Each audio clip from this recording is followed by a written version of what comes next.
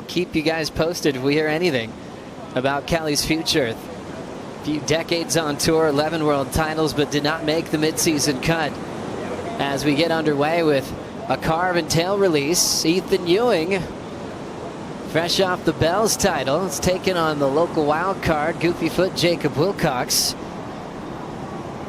One of the coolest carvers in the game. Great style, great tempo. Callanan's done it so many times, he'll get an 8 for that effort. This was Ethan Ewing on the snap to slide flick. Yeah, I loved it. I mean, it was very smooth, controlled.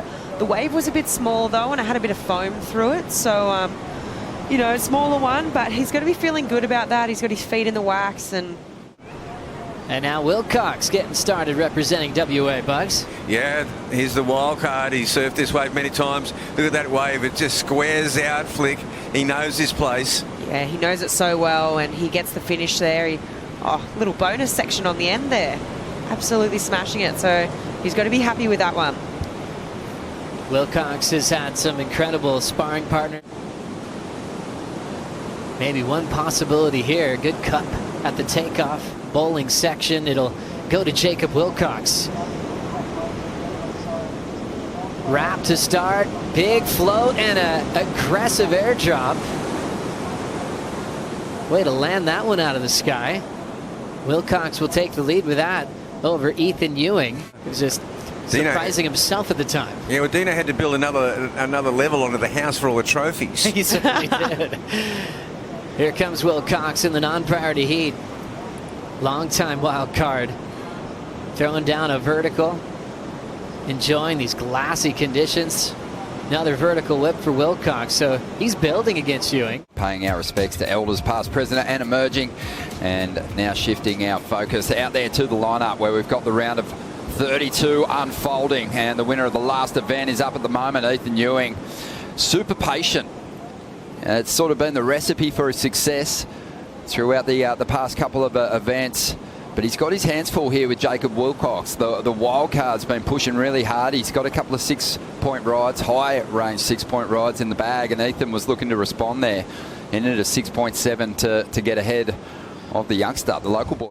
This was his backup score. Let's have a look at it. A nice peak from the takeoff, and Ethan in sizzling fashion just ropes a nice snap off the top. The second one, total tail slide and release of the fins. He gets it back under control, but that low gravity bottom turn, and well, the surface texture on these waves are somewhat different than what they were this morning. There's a few more lumps and ridges, but no problem for Ethan. Watch this. Releases the tail, all the weight over the front foot. Now it re-engages. He brings it straight back around. And wow. Just a little bit late on that final turn. Has not been one of his better hunting grounds. 4 big finishes at Margaret's. He's never made it past the round of 16. And he really wants to elevate his position on the ratings. Solidify a place above that cut line as we see Jacob Willcox up again. Down. This was Jacob Willcox on the backhand. Right up into the hook to start things off, and just deals with this soupy section here. You can see just pumping the legs, trying to get to this final section. We'll have a number on the way for Ethan Ewing, who's up right now, live action. This wave is tapering off somewhat. So there's a good battle going on here. And the current surfer, one of the surfers sitting at the top end of the rankings, has some work to do. Ethan Ewing sitting in 4th place. Big opportunity with Jack Robinson missing from the event draw here and being one of the strongest surfers at this venue, arguably. Gets through that one. Not sure if that'll go into his best rides, but have a look at this wave here for Ethan Ewing, showing something different. The layback hack. And the wave gets a little slopey here, but offers him a little bonus section. So a quick tail release snap, and this final move here, bang, really tricky. But Ethan in perfect control. So there's maybe 6 inches of water under this wave. As Ethan comes down, resets the fins, just dealing with that plume of white water behind him. Yeah, hanging on there. He got through that heat on the strength of an excellent ride. Yeah, you can, I guess, be guilty on your backhand of going sort of too deep and too square at times when you lose speed. You can see here Jacob, he's always down the line trying to keep that board in a throw. Yeah, and well, Italo was on some sort of tear at that event for sure. This is live action with Ethan. Ethan trying to better a 6.93. Just throws the axe into that first section and cuts a deep gouge out of the wave, but not much else on offer. Sort of lose contact with their equipment.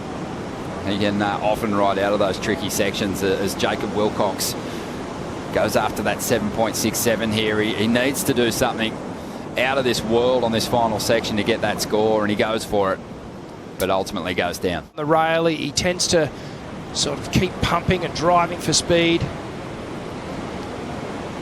This is Jacob Willcox wave again. Series of nice manoeuvres on the backhand. Being in the position of power that he is, he'll take this under priority. And he's going to surf this wave hard too. Medium-sized set, digs into that first turn, wraps it right into the bowl. Banks on the railer again. So just transitioning now, hoping that he can get a big stand-up hit in. Jacob does get the opportunity behind him. A little sticky off the top there. Not sure what he was able to do on the outside, but this wave standing up a couple of times. He gets some nice work done at the end.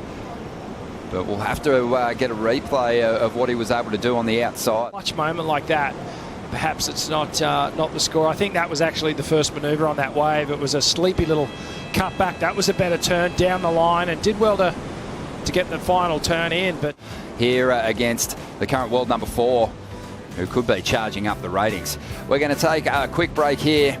Matthew McGilvray will be taking on Seth Moniz when we return.